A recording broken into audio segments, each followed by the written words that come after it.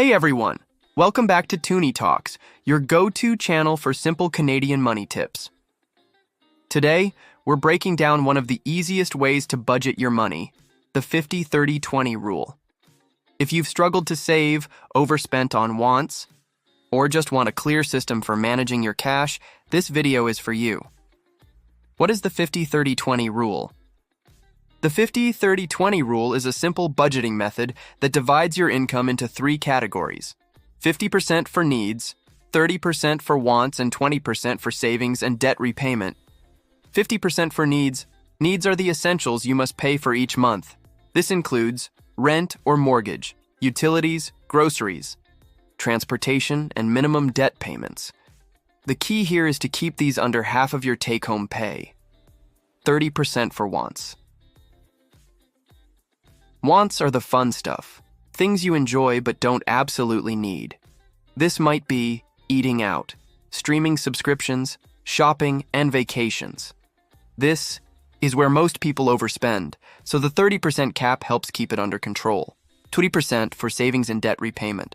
Finally, the last 20% goes toward building your financial future.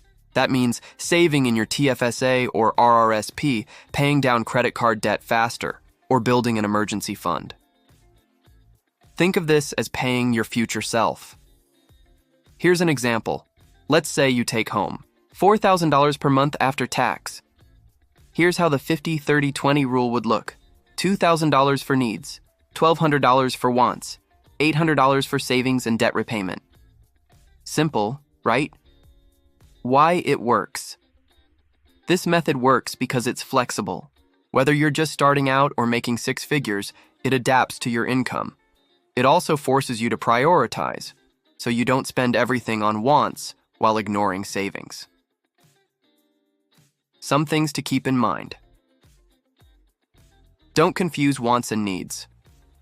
That's the biggest mistake. Don't forget irregular expenses like car insurance or annual fees. And remember, the percentages are guidelines. You can adjust them based on your goals. So there you have it. The 50-30-20 rule made simple. It's a powerful way to take control of your money, save consistently, and still enjoy life along the way. Question for you. Do you think 30% on wants is too much or just right? Drop your answer in the comments. We'd love to hear your take.